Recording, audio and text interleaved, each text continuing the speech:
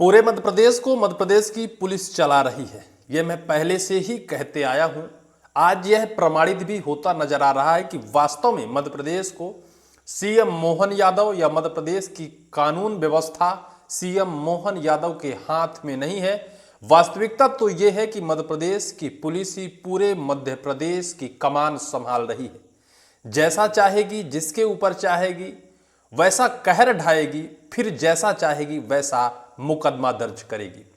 दो पुलिसकर्मी एक 20 वर्षीय नवयुवक की सड़क पर पीट पीट कर हत्या कर देते हैं।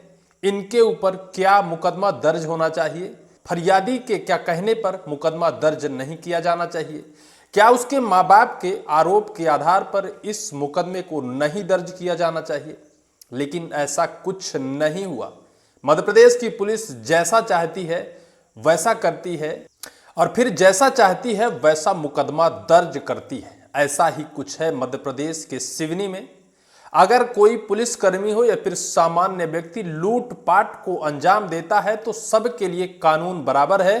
मध्य प्रदेश के मुख्यमंत्री बाकायदा नाराजगी व्यक्त करते हुए कहा था, तब जाकर पिपलानी थाने के उन 2 आरक्षकों के ऊपर एफआईआर दर्ज की गई, सीएम साहब की नाराजगी के बावजूद।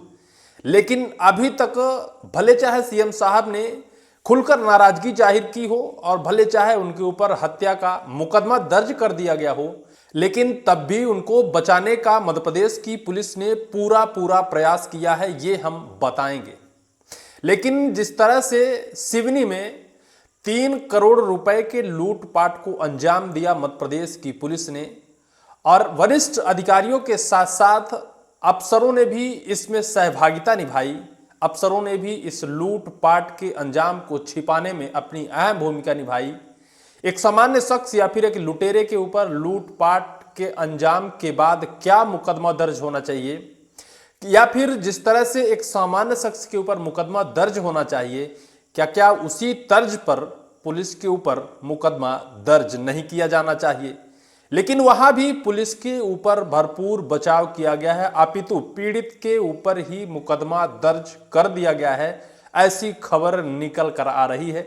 खबर तो यह है कि उन 3 करोड़ रुपए में से लगभग 25 लाख रुपए मिसिंग भी है।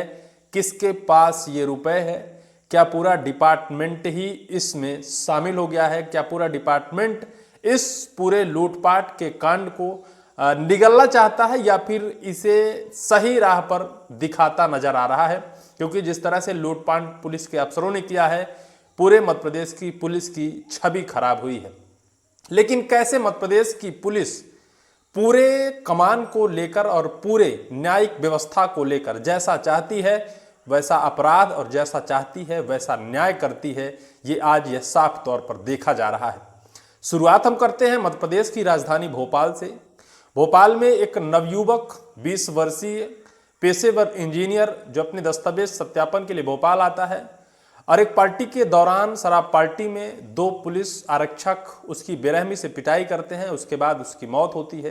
मौत के बाद ऑन कैमरा उसका पोस्टमार्टम किया जाता है और पीएम में यह साफ होता है कि पुलिस के पिटाई की वजह से ही इसकी मौत हुई है। सारे सबूत चीख चीख कर कहते हैं कि वो 2 आरक्षक हत्यारे हैं। उन 2 आरक्षकों के ऊपर हत्या का मुकदमा दर्ज किया जाना चाहिए और बाकायदा स्वच्छ तरीके से उनके ऊपर मुकदमा दर्ज किया जाना चाहिए। जो उदित कुमार मृतक है, उनके दोस्तों द्वारा जो लिखाया गया, जो बाकायदा शिकायत की गई, जो बयान दिया गया, उस तर्ज पर उन 2 आरक्षकों के ऊपर मुकदमा दर्ज किया जाना चाहिए था।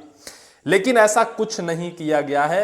मध्य प्रदेश की पुलिस ने उनके बचाव को लेकर 1-2 कड़ी छोड़ दी है और वही कड़ी उन 2 आरक्षकों को बचाने में अहम भूमिका निभाएगी। सूत्रों के मुताबिक या जिस तरह से खबर कहती है, खबर जिस तरह से वायरल होती है, खबर के मुताबिक वास्तविकता तो ये है कि पूरी तरह से बचाने के लिए उन 2 आरक्षकों को मध्य प्रदेश की पुलिस पूरी सहभागिता निभा रही है। क्या आप जानना चाहेंगे कि उन 2 पुलिस के आरक्षकों के बयान क्या थे?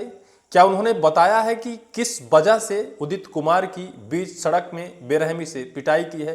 उन्होंने क्या कहा है ये आप सुनिए। उन्होंने कहा है, रात 1:30 से 2 बजे के बीच इंद्रपुरी में एक लाल कार संदिग्ध हालत में खड़ी थी।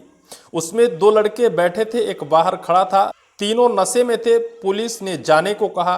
कार में बैठा एक लड़का बदतमीजी की, बाहर खड़ा लड़का भागा, जिसके पीछे सौरभ दौड़ा। लड़का एक गाड़ी से टकरा कर गिर गया।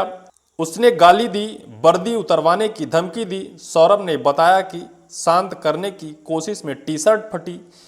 लड़का झगड़ा कर रहा था, इसीलिए हल्का बल प्रयोग किया गया। फिर उसे दोस्तों के हवाले कर गए। सुबह मौत की सूचना मिली।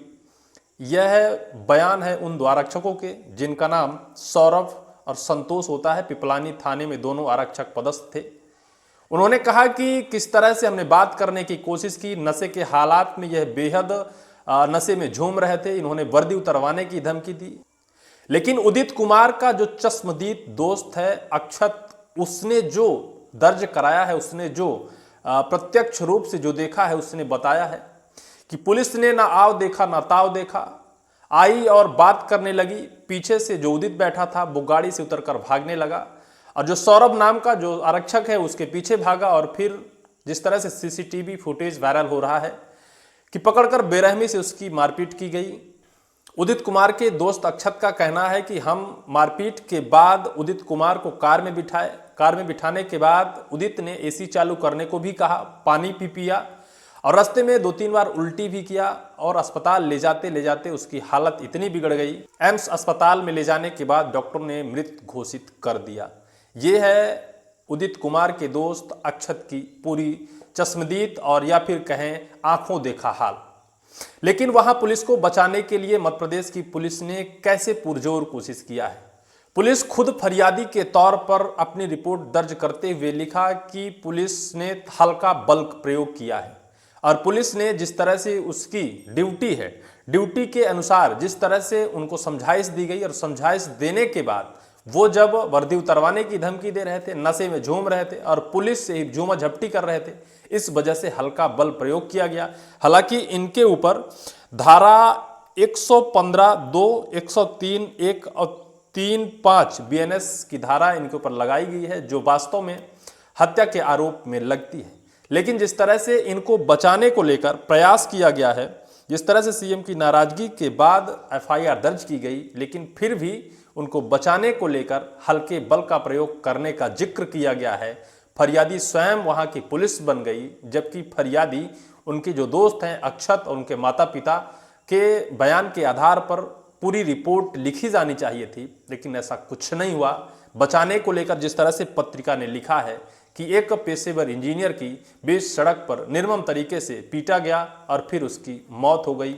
लेकिन पूरे पोस्टमार्टम के जो रिपोर्ट है चीख चीख कर कहते हैं, सीसीटीवी फुटेज भी चीख चीख कर कहता है कि बेरहमी से पिटाई की वजह से ही उसकी हत्या हुई है। लेकिन बेरहम शब्द कहीं भी एफआईआर में दर्ज नहीं किया गया है। सबसे बड़ा सवाल पुलिस के लिए खड़ा होता है।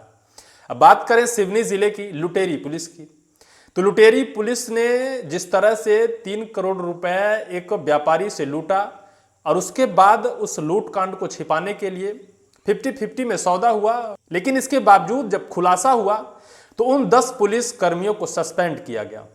सस्पेंड के बाद क्या इनके ऊपर एफआईआर दर्ज नहीं की जानी चाहिए थी? लेकिन किसी के ऊपर कोई मुकदमा दर्ज नहीं किया गया, अपितु उस पीड़ित के ऊपर ही मुकदमा दर्ज कर दिया गया जो लोग शिकायत करता थे। बताया भी जा रहा है कि लगभग 25 लाख रुपए से ज्यादा उस कैश में से मिसिंग भी है। किसके पास है, कौन उस नगद रुपए की मिसिंग की है? क्या वही पूजा पांडे जो एसडीओपी थी उन्होंने ही इस कैश को मिसिंग की है? अभी यह जांच का विषय है। लेकिन जैसे पुलिस का रवैया है, ऐसे में अब ये तो नहीं लगता कि निष्पक्ष तरीके से जांच होगी और निष्पक्ष तरीके से जांच होने के बाद इन पुलिस कर्मियों के ऊपर एफआईआर मुकदमा दर्ज होगा। ये तो साफ तौर पर नहीं दिखाई दे रहा है। देखना आगे होगा कि पुलिस का रवैया कैसा होगा और क्या वास्तव में पुलिस इन 2 मध्य प्रदेश के संगीन केस में इन पुलिस के कर्मियों के ऊपर उसी तरह से बिहेव करेगी, उसी तरह से संवैधानिक तौर से जो एक आम इंसान के ऊपर जो धारा कानून लगती है उसी तरह इनके ऊपर बिहेव कर और उनकी सजा देगी। अब ये तो वक्त ही बताएगा। आपको क्या लगता है इस पूरी वीडियो को लेकर? कमेंट सेक्शन पर कमेंट जरूर करिएगा।